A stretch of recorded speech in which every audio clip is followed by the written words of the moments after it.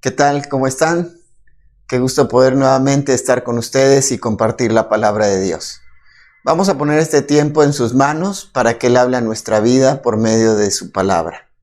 Te invito a que donde estás puedas cerrar tus ojos e inclinar tu cabeza. Oremos. Padre, muchas gracias te damos en esta hora por la oportunidad que nos das de abrir tu palabra, de meditar en ella, y te rogamos que tú hables a nuestro corazón. Gracias por la persona de Cristo, que vino para hacernos libres.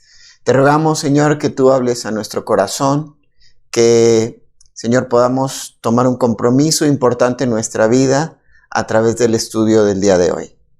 Te agradecemos todo en el nombre precioso de Cristo Jesús. Amén. Muy bien, entonces hemos llegado ahora ya al capítulo 25 de nuestro estudio de verdaderos adoradores basado en el libro de Levítico. Y llegamos a una parte interesante donde hemos hablado, el Señor va a colocar algunas actividades, más bien algunos ritos ceremoniales, específicamente fiestas. Ya hablamos hace 2 semanas en relación a 7 fiestas que el pueblo de Israel tenía que desarrollar, y hoy vamos a hablar de 2 celebraciones más, y estas tienen que ver en primer lugar con el año de reposo y también con el año del jubileo. Así que vamos a avanzar y vamos a ver cuál es el propósito del capítulo 25. Aquí vamos a ver cómo el autor tiene el propósito definido en el versículo 55, Les invito a que vayamos ahí a Levítico capítulo 25 y versículo 55. Y dice así: porque mis siervos son los hijos de Israel, son siervos míos a los cuales saqué de la tierra de Egipto, yo Jehová vuestro Dios. Y aquí podemos ver que el propósito del capítulo 25 es que el pueblo de Israel recuerde que fueron redimidos para servir a Dios en libertad. Así que ya entendiendo cuál es el propósito de este capítulo, que el pueblo pudiera tener bien claro en su mente que fueron rescatados de Egipto para que entonces vinieran a la tierra de Canaán y sirvieran a Dios. Ya no sirvieran a los egipcios, sino ahora sirvieran al Señor. Recordamos esto, lo encontramos en el libro de Éxodo, en el capítulo 6, y a partir del versículo 6 en adelante. Dice así la escritura en Éxodo 6, del 6 en adelante: por tanto dirás a los hijos de Israel, yo Jehová, y yo soy Jehová, y yo os sacaré de debajo de las tareas pesadas de Egipto, y os libraré de servidumbre, y os redimiré con brazo extendido y con juicios grandes, y os tomaré por mi pueblo y seré vuestro Dios, y vosotros sabréis que yo soy Jehová vuestro Dios, que os sacó de debajo de las tareas pesadas de Egipto, y os meteré en la tierra por la cual alcé mi mano, jurando que la daría a Abraham, Isaac y a Jacob, y yo os la daré por heredad, yo Jehová. Vemos entonces cómo el Señor había prometido al pueblo de Israel que los sacaría y los llevaría para que ya no estuvieran sobre una pesada servidumbre en Egipto y ahora sirvieran con libertad en la tierra que Él les había prometido a Abraham, Isaac y a Jacob.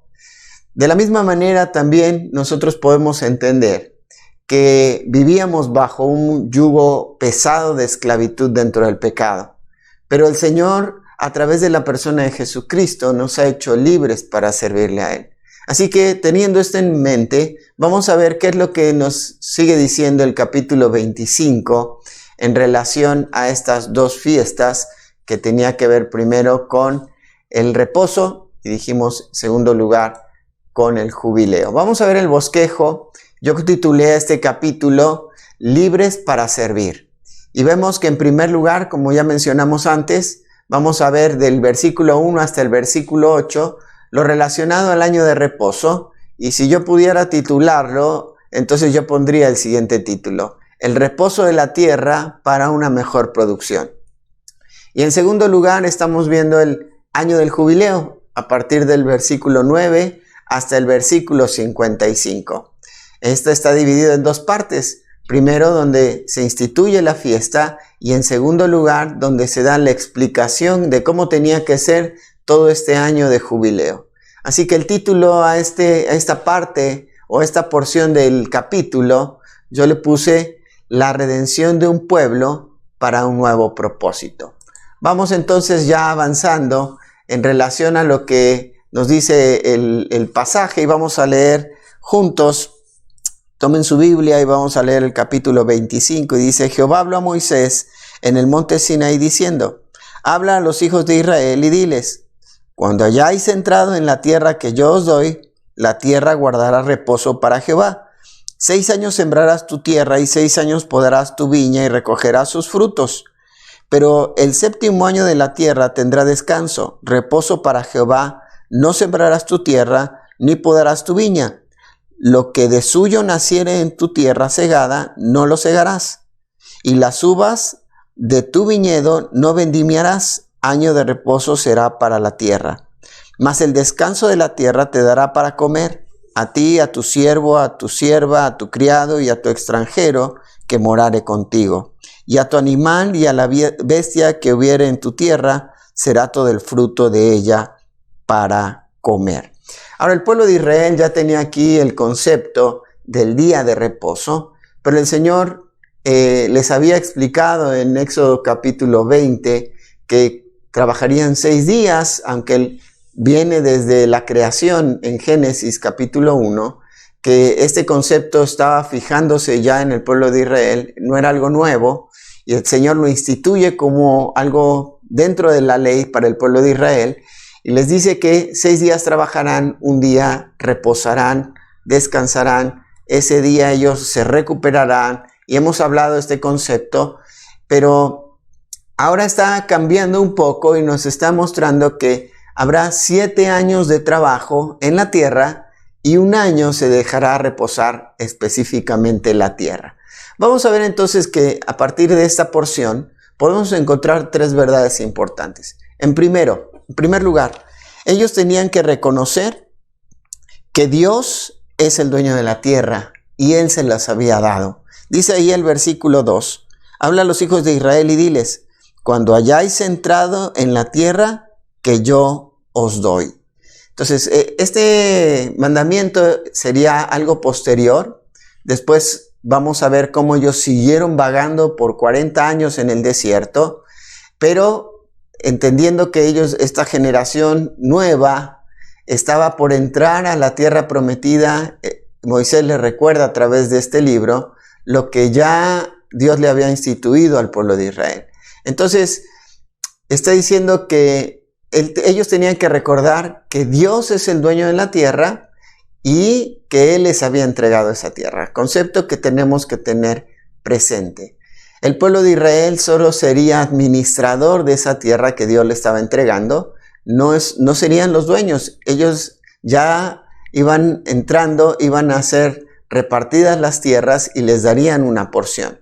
Ahora vamos a ver en segundo lugar, el año de reposo serviría o tenía como propósito que la tierra reposara, ¿sí? O el reposo de la tierra. Vemos ahí también en el versículo 2, dice: la tierra guardará reposo para Jehová. Y a partir del versículo 3 comienza a explicar cómo será ese reposo. Dice: 7 años sembrarás, 7 años cosecharás, ¿verdad? 7 años vas a podar tu viña y 7 años vas a recoger de su fruto. Recordemos que la vid en su proceso tiene 2 fechas de poda. Una está en el invierno y otra está al comienzo de la primavera, más o menos. Ahí sufre su segunda poda. Toda la parte que pasa en el invierno, quitan todas las ramitas que están secas, y en la otra poda la idea es que la planta pueda tener una mayor fuerza y entonces tenga una mejor producción, una mejor cosecha puedan tener ellos, y también la calidad del fruto pueda ser mejor. Vemos también otra característica, y es que ellos iban a recordar también que debían de depender de Dios. ¿Por qué? Porque trabajarían esos 6 años y después el año de reposo. No solamente reposaría la tierra, sino que también ellos cancelarían sus actividades agrícolas. La mayoría de las personas pues se dedicaba a eso en este momento. Tal vez tenían algo de ganado, pero también el ganado se alimentaba de lo que ellos sembraban y de lo que ellos cosechaban. Y sería de la misma manera cuando entraran ya en la tierra prometida. Así que el reposo serviría para la tierra, pero también el reposo serviría para que el pueblo tuviera la oportunidad de renovar su relación con Dios, para que el pueblo pudiera dedicar un tiempo especial, el tiempo que tal vez dedicaba al trabajo en el campo, ahora lo dedicara a estudiar la Escritura, a estudiar lo que Dios les había pedido, sus mandamientos, y a refrescar o a renovar su relación personal con el Señor. Entonces vemos 3 propósitos definidos, que ellos podían recordar y más bien reconocer que Dios es quien les estaba entregando esa tierra. En segundo lugar, que ellos pudieran darle un reposo a la tierra. Y en tercer lugar, que ellos pudieran recordar que es Dios de quien ellos debían de depender. ¿Por qué? Porque también vemos acá, a partir del versículo 6, que ese año ellos no habrían podado, tampoco habrían trabajado la tierra, sino que ellos se alimentarían de lo que surge, de lo que quedó, de lo que la vid dé y de lo que la planta dé. Ellos tenían que alimentarse de eso. Ahora recordemos, es cuando ya estuvieran ya en la tierra establecidos.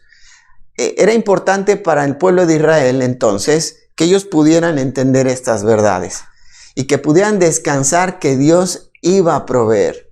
Venía la pregunta a la mente, bueno, ¿qué es lo que vamos a comer? El Señor le responde, lo que van a comer es lo que esa tierra produzca sin que ustedes hayan estado trabajándola. Y de eso se alimentarán. Entonces, comerán lo necesario.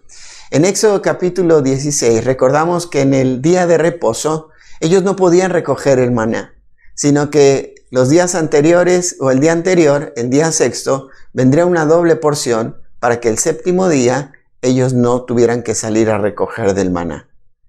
No podían guardar de más. Ahora, en este momento, es la misma idea que Dios proveería también para ellos. Vamos a ver algunos versículos en el Nuevo Testamento que nos ayudan a entender esta verdad ahora para nosotros.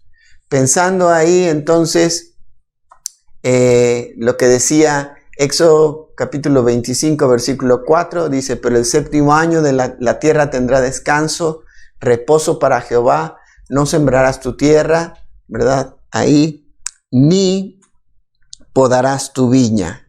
Y vamos a ver que a veces viene preocupación a nuestra vida de qué es lo que vamos a comer, qué es lo que vamos a hacer, si dedicamos tiempo a las cosas de Dios.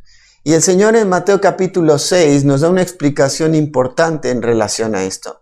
Dice ahí a partir del versículo 31, no os afanéis, pues diciendo, ¿qué comeremos o qué beberemos o qué vestiremos? Porque los gentiles buscan todas estas cosas, pero vuestro Padre Celestial sabe que tenéis necesidad de todas estas cosas.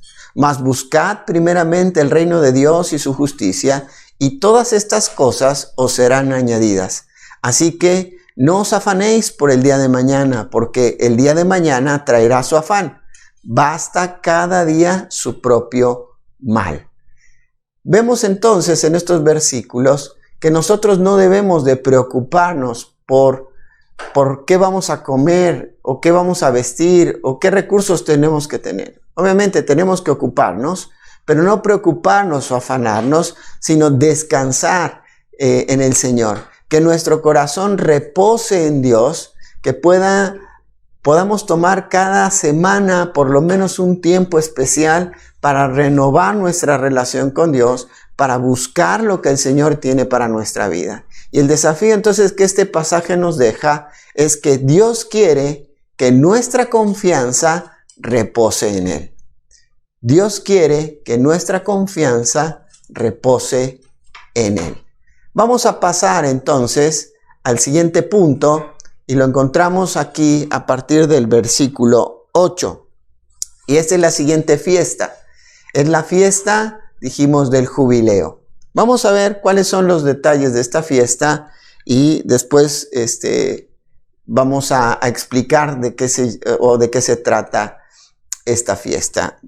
Vamos a leer versículo 8 y versículo 9 para más o menos introducir a este tema. Dice, y contarás 7 semanas de años, 7 veces 7 años.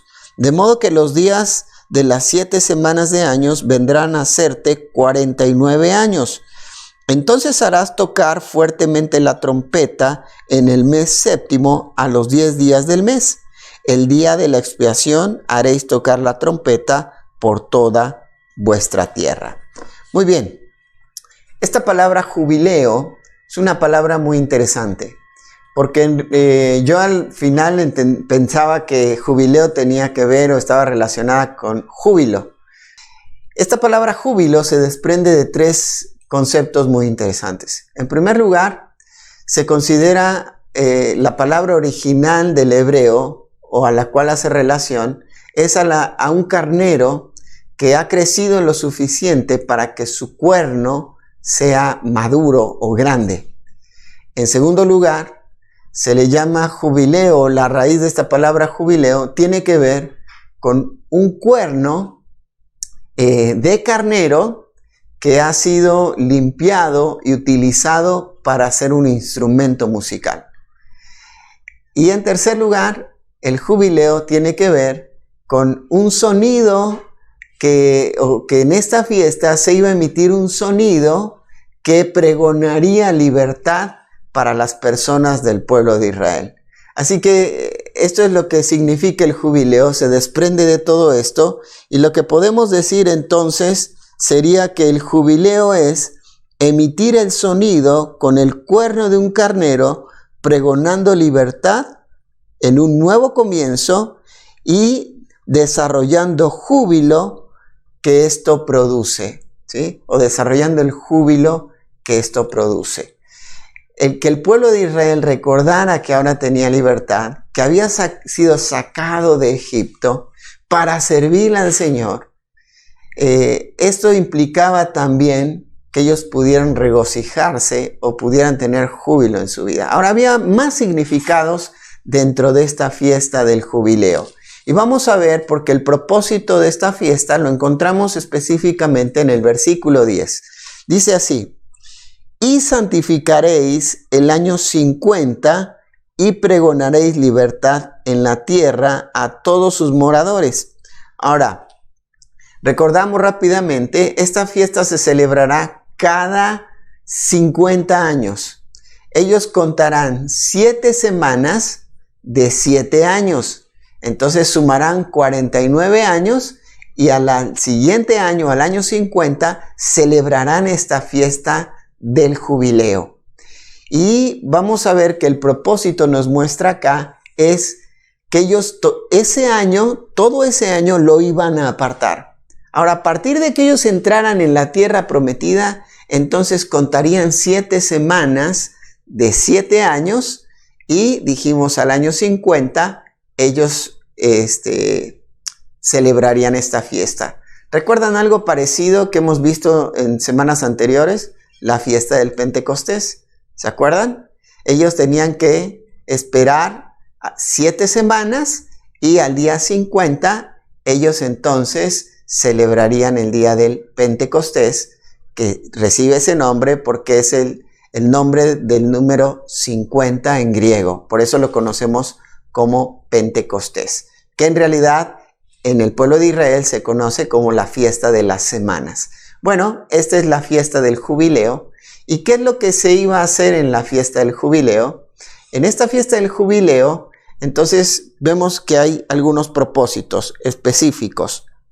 Vamos a ver ahí, dice el texto, lo santificaréis, o sea, lo apartarás, eso es lo que quiere decir acá, ese año 50, y vas a pregonar libertad en la tierra a todos sus moradores. Ahora no está hablando de toda la tierra, sino específicamente la tierra que está ocupando ahora la nación de Israel o el pueblo de Israel. Y dice ahí, más bien, el pueblo de Israel. Y dice entonces que ese año será un año de jubileo. ¿Qué cosas se harán aparte de pregonar libertad? Bueno, dice ahí, volveréis cada uno a vuestra posesión. En segundo lugar dice, cada cual volverá a su familia. Y en tercer lugar, que está implícito, apartarán ese año y ese año será un año de reposo también. La idea del jubileo tiene que ver con un nuevo comienzo. Dice que ellos regresarán y recuperarán. Hay 3 propósitos específicos que desarrolla aquí a partir del versículo 13 en adelante. Se desarrollan 3 aspectos importantes o 3 verdades en relación a esta fiesta. En primer lugar, vamos a ver ahí que dice el reposo de la tierra. En segundo lugar, rescatar las posesiones. Y en tercer lugar, recuperar la libertad. Estos son los 3 puntos fundamentales que desarrollaremos a partir de este momento. En primer lugar, que el propósito del jubileo sería el reposo de la tierra. En segundo lugar, que sería rescatar las posesiones. Y en tercer lugar, rescatar la libertad. Vamos entonces a ver ahí algunos versículos. Dijimos que nuevamente la tierra reposaría y toma algunos versículos, versículo 11 y 12, para explicarnos esto que ya lo vimos en relación al año del reposo. Dice, el año 50 os será jubileo. No sembraréis ni segaréis lo que naciere de suyo en la tierra, ni vendimiaréis sus viñedos. Porque es jubileo. Santo será a vosotros, el producto de la tierra comeréis. Y ahí la idea era que ellos iban a restaurar su confianza en el Señor. Iban a restaurar esa confianza. Recordemos que el año del jubileo era un nuevo inicio. ¿Y qué mejor iniciar algo nuevo con una confianza renovada? Y me encanta ver cómo el pueblo de Israel tal vez empezó a preguntarse ciertas cosas y el Señor algunos versículos más adelante en este pasaje les va a dar esta explicación sabiendo y conociendo cómo es el pensamiento del ser humano. Pero avancemos y vamos a ver en segundo lugar el segundo punto que tiene que ver con rescatar las posesiones y esto comienza a partir del versículo 13 en adelante hasta el versículo 34. Vamos a ver que el pueblo de Israel aquí tenía que entender que entrando ahí, algunos tomarían buenas decisiones, otros tomarían malas decisiones, algunos tendrían consecuencias de sus decisiones buenas y otros consecuencias de sus decisiones malas, pero también entraría en juego la soberanía de Dios que permitiría que a algunos les fuera bien y a algunos les fuera mal. Y eso para que pudieran desarrollar su confianza en el Señor. Ahora, de la misma manera sucede también en nuestra vida. Así vamos a analizar de qué manera podemos aprender en relación a esto. Vemos entonces, dice versículo 13. En este año de jubileo volveréis cada uno a vuestra posesión. ¿Ves? Un nuevo inicio. Y cuando vendiereis algo a vuestro prójimo o comprareis de mano de vuestro prójimo, no engañe ninguno a su hermano. Conforme al número de los años después del jubileo, comprarás de tu prójimo. Conforme al número de los años de los frutos, te venderá a ti. Cuanto mayor fuere el número de los años, aumentarás el precio. Y cuanto menor fuere el número, disminuirás el precio. Porque según el número de las cosechas, te venderá él. Y no engañe ninguno a su prójimo, sino temed a vuestro Dios, porque yo soy Jehová vuestro Dios. Aquí va a dar algunos aspectos más detallados en relación de por qué era importante el jubileo y la forma en la cual ellos iban a manejar todo el tema comercial. Y que aquí vemos algo muy interesante porque a través de este sistema se evitaba que hubiera una inflación. Y yo no soy economista, pero investigando un poco, de esta manera el pueblo de Israel, siguiendo estas ordenanzas, no solamente no perdería lo que Dios les había dado para administrar, sino que también ellos valorarían lo que Dios les estaba dando. Entonces aquí vemos que en ese nuevo inicio, en ese jubileo, lo que ellos iban a hacer, iban a tomar el compromiso que como pueblo de Israel, ellos se ayudarían entre ellos. Como familia de Israel, ellos se apoyarían. Y vemos acá que algunos principios son importantes para desarrollar dentro de lo que es el apoyo. Mira, me gusta mucho porque habla de algunos aspectos que son muy importantes. Dice el versículo 14, que ahí cuando alguien vendiere algo a su prójimo o que comprare de la mano del prójimo. Cuando hagan una negociación, no se engañen. O sea, sean transparentes, sean honestos. Eso es lo que está tratando de decir acá. En la Nueva Traducción Viviente, esta palabra no engañen significa no te aproveches. O se traduce así como no te aproveches. Y en la Biblia de las Américas significa no hagas mal a tu compañero. Y aquí establece algunos principios de comercio de que ellos entre la familia del pueblo de Israel no tenían que abusar o aprovecharse de las situaciones que estaba pasando el uno o al otro. Y aquí también vamos a ver un concepto interesante. A través de todo esto, vamos a ver que algunos pasarían necesidad y cuando aquí se utiliza la palabra vender, en muchos momentos tiene que ver con un trueque, pero cuando habla específicamente de alguna tierra, más que vender o de hacer un contrato compra-venta, se está hablando de un arrendamiento. Entonces vamos a continuar viendo a partir del versículo 15. Dice, conforme al número de los años después del jubileo, comprarás de tu prójimo, conforme al número de años de los frutos, te venderá él a ti.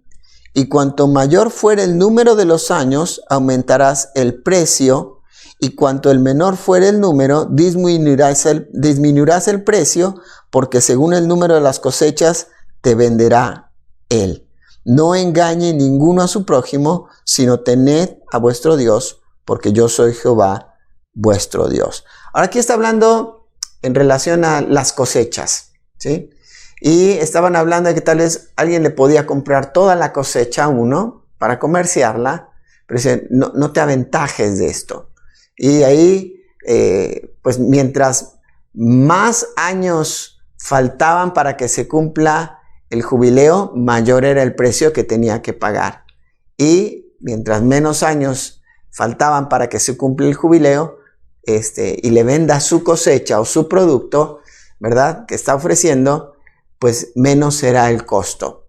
Y la idea aquí es que ellos podían no solamente establecer un valor justo, sino entre ellos protegerse de no abusar el uno del otro o aventajarse. Y aquí vemos algo interesante, dice el versículo 27, no engañe ninguno a su prójimo, sino temed a vuestro Dios, porque yo soy Jehová vuestro. Y aquí vamos a ver en 3 pasajes diferentes esta misma palabra temor de Jehová. Y vamos a ver que en primer lugar, aquí nos está hablando que el temor de Jehová no engaña. El temor de Jehová no hace fraude. Y cuando nosotros nos manejamos en el temor del Señor, no hacemos fraude ni engañamos, sino mostramos realmente lo que es. Hacemos lo que es correcto y justo. Eso es lo que está tratando de establecer acá. Vamos a avanzar y vamos a ver a partir del versículo 18 en adelante, relacionado a las posesiones. Ya vimos, hablaba el anterior de la cosecha. Ahora ya vamos a entrar en cuanto al tema que les mencionaba hace rato, de la pregunta que el Señor responde, que Él, conociendo la mente del pueblo de Israel, aquí hace un paréntesis y una aclaración y les deja bien en claro entonces cómo se manejarían. Dice el versículo 18, ejecutad pues mis estatutos y guardad mis ordenanzas y ponedlos por obra y habitaréis en la tierra seguros. Y la tierra dará su fruto y comeréis hasta saciaros y habitaréis en ella con seguridad. Y si dijereis, ¿qué comeremos el 7º año? He aquí, no hemos de sembrar ni hemos de recoger vuestros frutos. Entonces yo os enviaré mi bendición el 6º año, y ella hará que haya fruto por 3 años. Y sembraréis el año 8º, y comeréis del fruto añejo hasta el año 9, hasta que venga su fruto, comeréis del añejo. Ahora aquí la idea es que tardaría la nueva cosecha o las nuevas plantas, las nuevas vides tardarían en poder nuevamente dar. Y Dios les está diciendo: señores, no se preocupen, descansen, reposen en mí, que yo me voy a encargar de proveer. Ahora, siempre que Dios nos da, como es en este caso, nos da siempre de más. Y siempre Dios va a adelantarse y Dios prevé lo que viene más adelante para nuestra vida.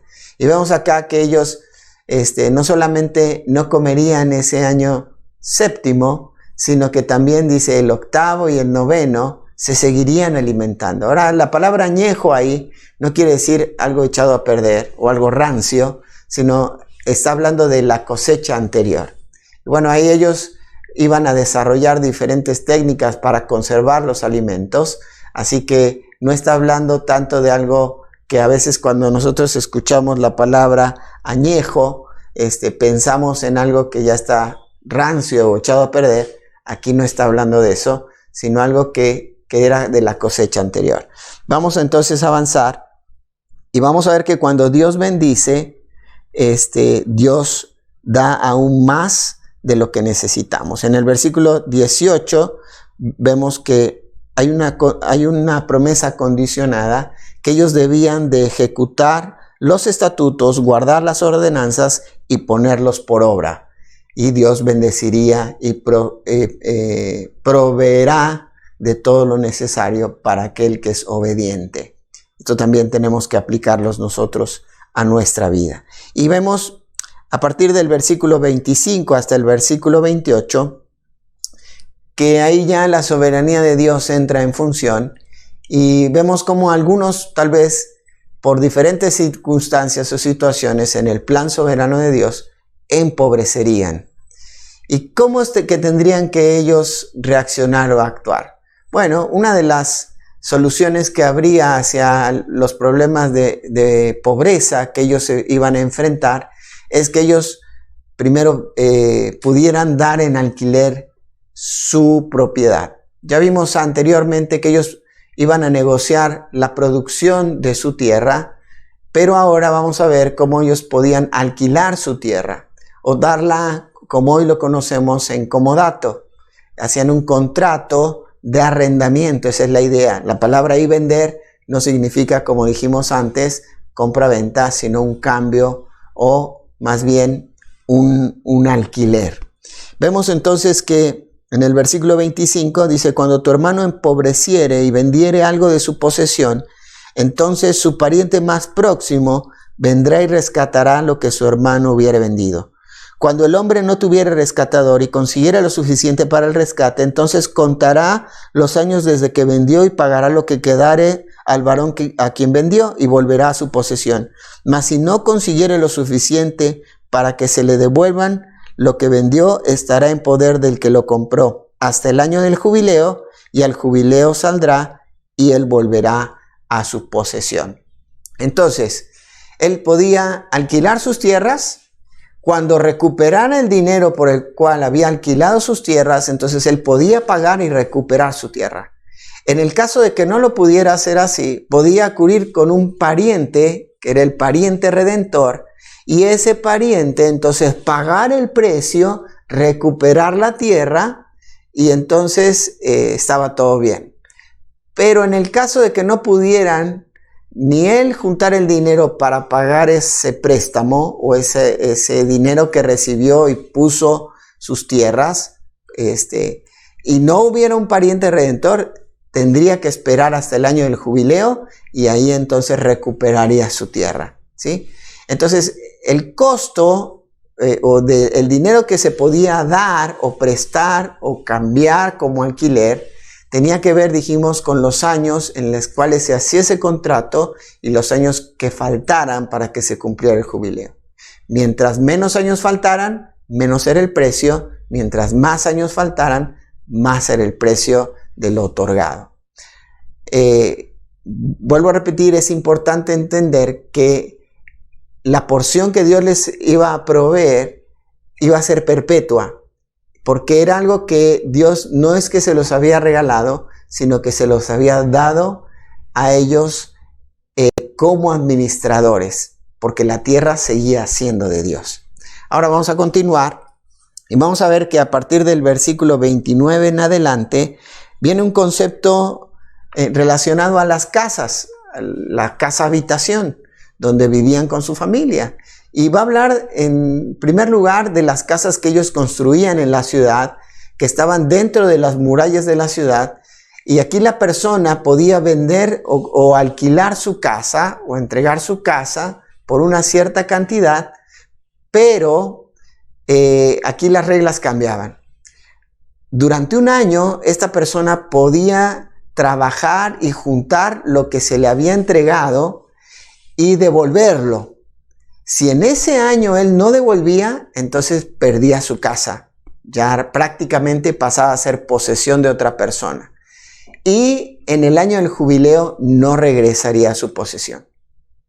Sin embargo, las casas que estuvieran en el campo, fuera de las ciudades amuralladas, estas sí podían recuperarse en el año del jubileo. La razón, no sabemos mucho, pero lo que algunos historiadores cuentan es que Dios permitía que también aquellos extranjeros, los prosélitos que se habían unido al pueblo de Israel, también pudieran tener una posesión, y esta era una oportunidad para ellos. Pero hace un apartado aquí también, a partir del versículo 32, mencionando en las ciudades que habían sido otorgadas o destinadas a los levitas. Dice que, versículo 32, pero en cuanto a las ciudades de los levitas, estos podrán rescatar en cualquier tiempo las casas en las ciudades de su posesión. Y el que comprare a los levitas saldrá de la casa vendida o de la ciudad de su posesión en el jubileo, por cuanto las casas de las ciudades de los levitas son las posesiones de ellos entre los hijos de Israel. Entonces los levitas, que pasaban por un momento difícil económico, podían vender su casa y recuperarla en el jubileo. Ellos no tenían un año, o sea, realmente esto se extendía para ellos, pero sí vamos a ver que ellos no podían negociar las tierras que estuvieran fuera de la ciudad o las parcelas o los ejidos, dice el versículo 34. Mas en la tierra del ejido, en otras versiones, es los pastizales de sus ciudades o las tierras que están fuera de la ciudad, no se venderá porque es perpetua posesión de ellos. Los levitas no podían negociar sus tierras o sus posesiones que estaban fuera de la ciudad o en el campo. Vamos entonces a avanzar y llegamos ya al tercer objetivo, propósito que tenía la fiesta del jubileo, y tenía que ver con recuperar la libertad. Ahora este es un punto interesante porque aquí se va a manejar el concepto de la esclavitud.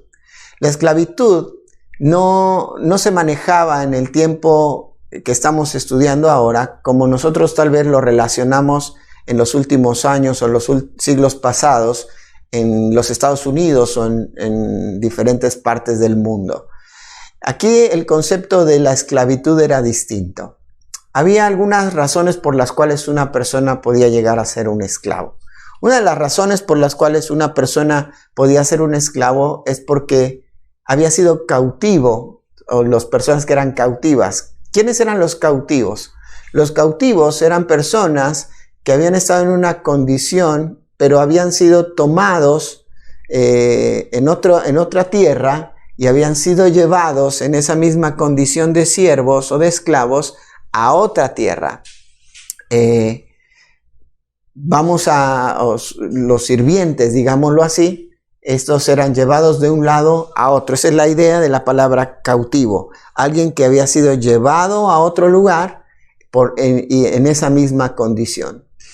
En segundo lugar, vamos a ver que un esclavo podía ser alguien que había sido un prisionero de guerra, alguien que con el que el pueblo de Israel había peleado o iba a pelear, y ellos habían dominado esa ciudad, y entonces en un aspecto humanitario, podríamos decirlo así, los tomaban como siervos o como esclavos.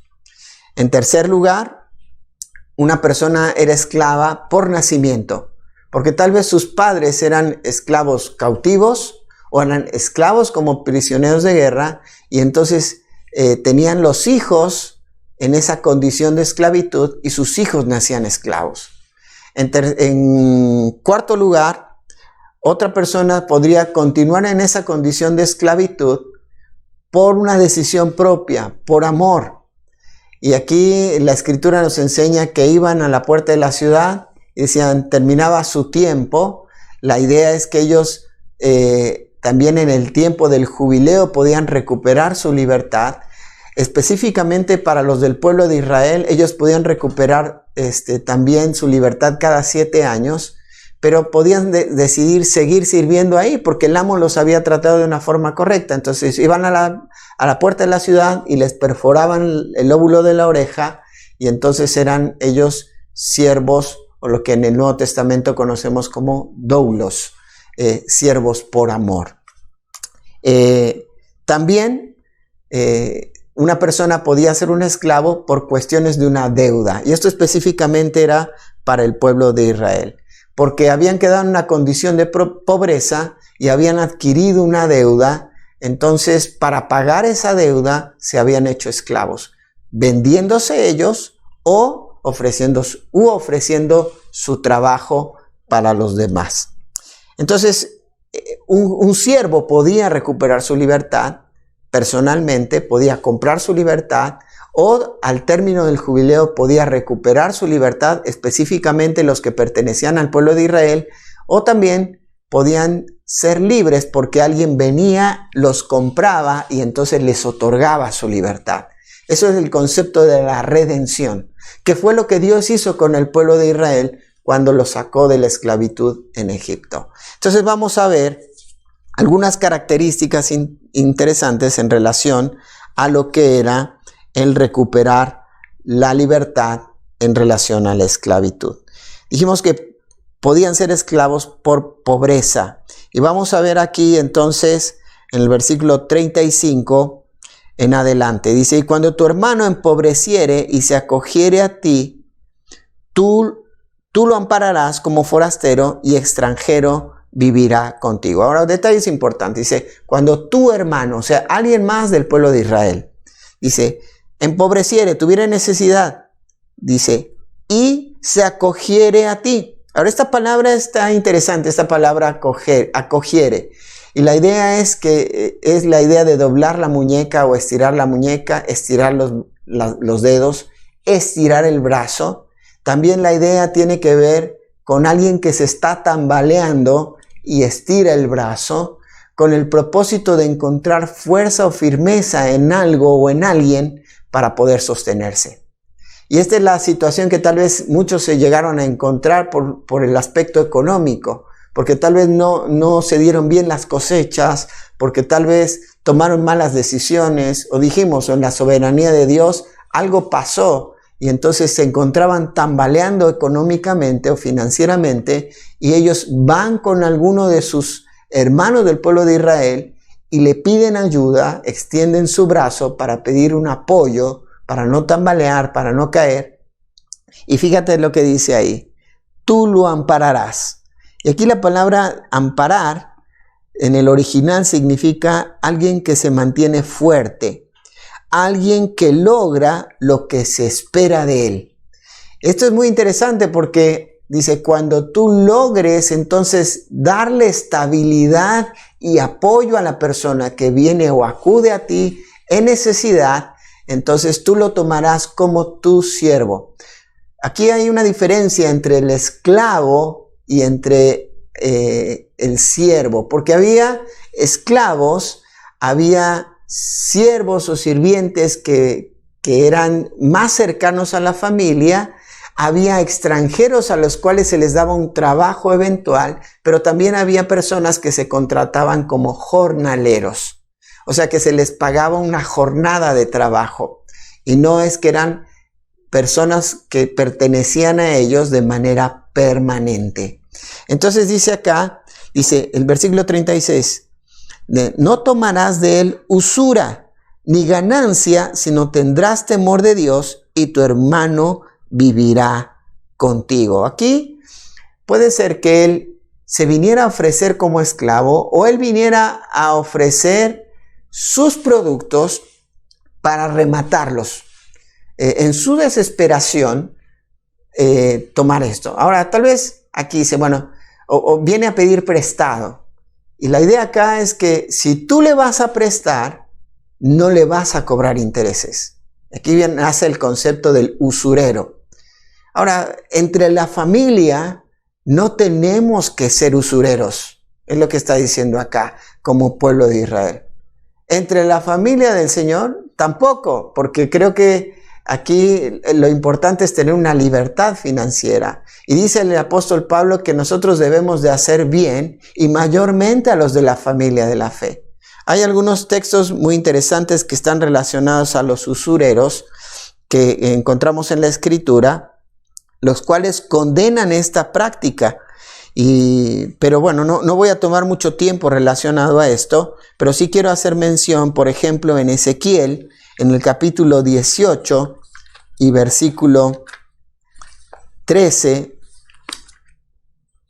Vamos a ver, Ezequiel, capítulo 18 y versículo 13.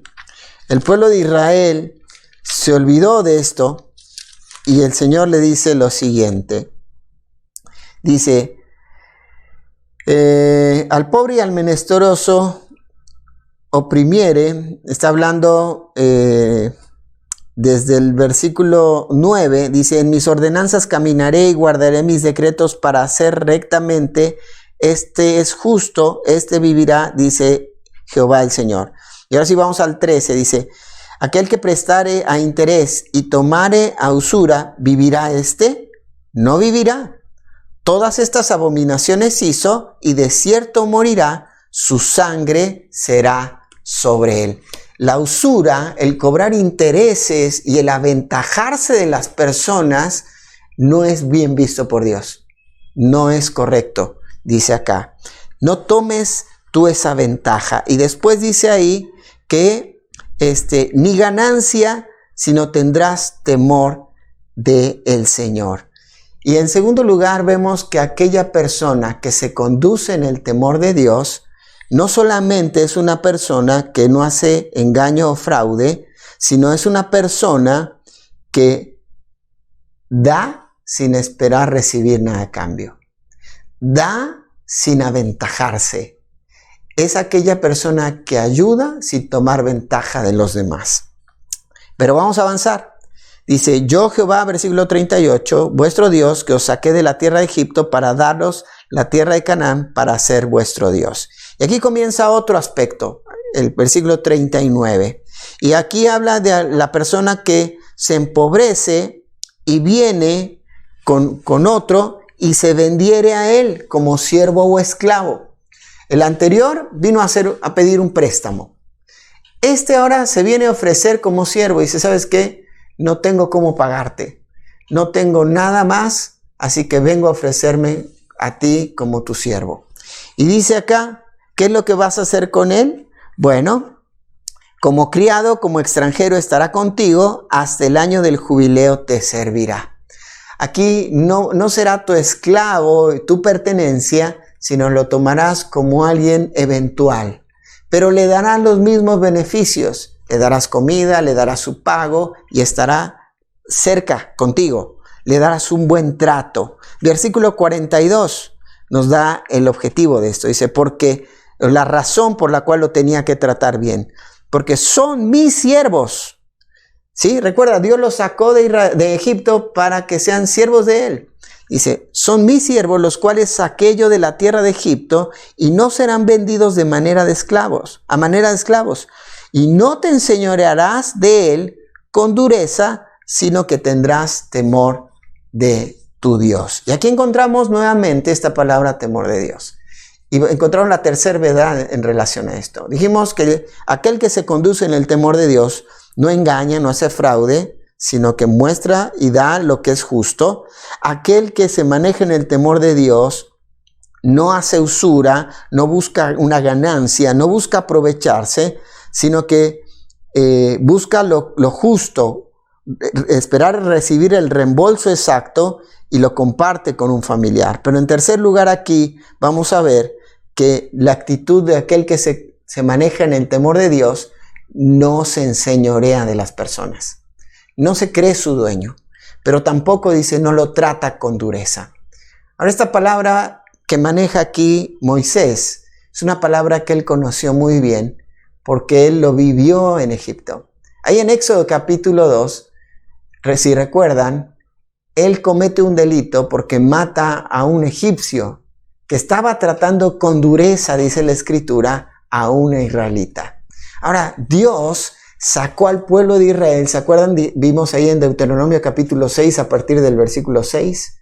Lo sacó de la tierra en la esclavitud de Egipto porque estaban siendo esclavos y los trataban con dureza. Y ahora Dios los está llevando a esta tierra para que sean sus siervos y para que les sirvan por amor a Dios ahí. Ahora, dice, por eso no los vas a tratar de esa manera. Tendrás un buen trato con ellos.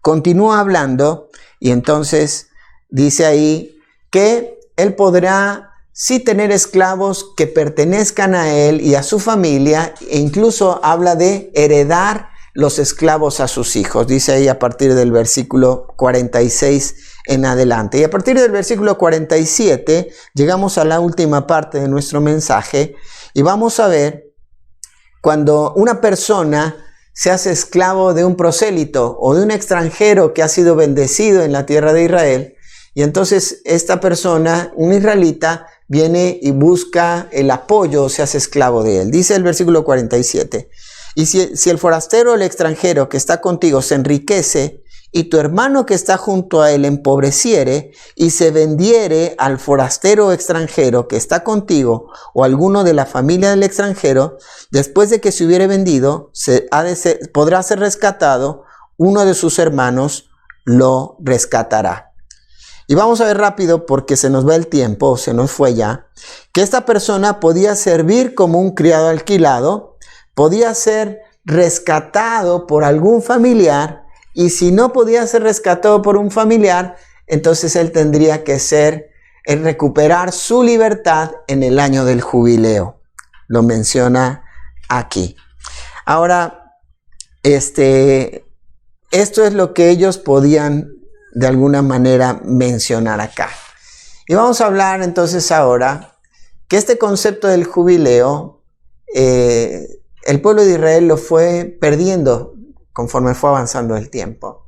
Ellos entonces comenzaron a cambiar su corazón, a tener amor hacia el dinero, hacia las posesiones, las cosas materiales, y su corazón se fue desviando delante de Dios.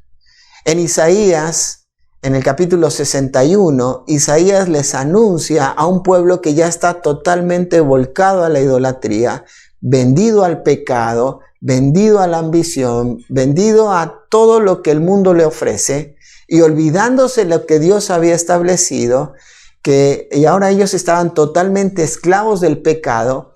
Isaías les anuncia que vendrá un tiempo, el año del jubileo, digámoslo así, lo utiliza de una forma alegórica, que vendrá el tiempo en el cual ellos encontrarán esa libertad de la esclavitud en la cual están viviendo.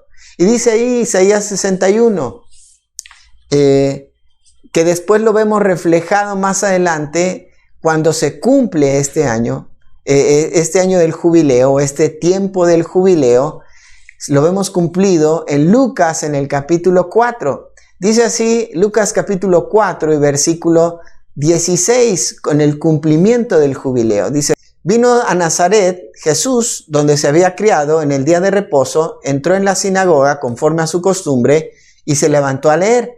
Y se le dio el libro del profeta Isaías, y habiendo abierto el libro, halló en el lugar donde estaba escrito, el Espíritu del Señor está sobre mí, por cuanto ha ungido para dar buenas nuevas a los pobres, me ha enviado a sanar a los quebrantados de corazón, a pregonar libertad a los cautivos y vista a los ciegos, a poner en libertad a los oprimidos, a predicar el año agradable del Señor. Y enrollando el libro, lo dio al ministro y se sentó, y los ojos de todos en la sinagoga estaban fijos en él. Y comenzó a decirles: hoy se ha cumplido esta escritura delante de vosotros. Jesús es nuestro jubileo.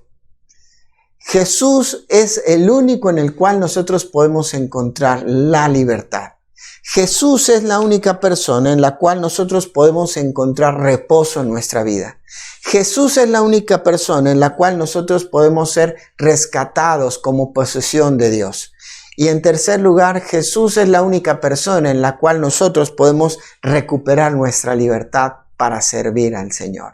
Ahora aquí me encanta este concepto de libertad que estaba meditando en días atrás. La libertad no significa hacer lo que yo quiero. La libertad significa hacer y cumplir lo que Dios diseñó para mí. Eso es libertad. Y el Señor me rescató a través de la persona de Jesucristo. A ti y a mí nos rescató. El Señor es ese jubileo que trae libertad a nuestra vida, pero no para hacer lo que queremos, sino para hacer lo que el Señor decidió y diseñó para nosotros. Ahora entonces viene una pregunta. Como hijos de Dios, como creyentes, ¿podemos nosotros seguir sirviendo al pecado? ¿Podemos seguir haciéndolo? Bueno, el apóstol Pablo en Romanos en el capítulo 6, en el versículo 1 hace una pregunta retórica muy interesante y dice: ¿qué pues? ¿Abundaremos en el pecado para que la gracia abunde? Entonces, ¿o viviremos en el pecado para que entonces la gracia sea mayor? Porque había hablado en los últimos versículos del capítulo 5, que donde abundó el pecado, sobreabundó la gracia. Y entonces le hicieron una pregunta a estos hermanos, y él responde de esta manera, con esta pregunta retórica. Y dice: pues de ninguna manera. Pero en el versículo 20 de Romanos capítulo 6, vamos a leer lo siguiente hasta el versículo 22. Porque cuando erais esclavos del pecado, erais libres acerca de la justicia. Pero ¿qué fruto teníais de aquellas cosas de las cuales ahora os avergonzáis? Porque el fin, dice ahí, el fin de ellas es muerte. Mas ahora que habéis sido libertados del pecado y hechos siervos de Dios, tenéis por vuestro fruto la santificación y como fin la vida eterna. Entonces este pasaje nos relaciona con todo lo que tiene que ver con el jubileo. Cristo es nuestro jubileo. Cristo pagó el precio para rescatarnos de la esclavitud del pecado, y ahora nosotros ya no debemos vivir en el pecado del pasado, sino ahora entender que sino tenemos que entender que hemos sido hechos libres, para que en esa libertad entonces nosotros sirvamos al Señor. Y el fruto de esa libertad que tenemos en Cristo entonces es nuestra santificación. Y el propósito es llegar a la vida eterna. El reposo, ¿te das cuenta? Entonces ahí entra todo junto. Adquieres libertad, recuperas libertad, un nuevo inicio y un reposo.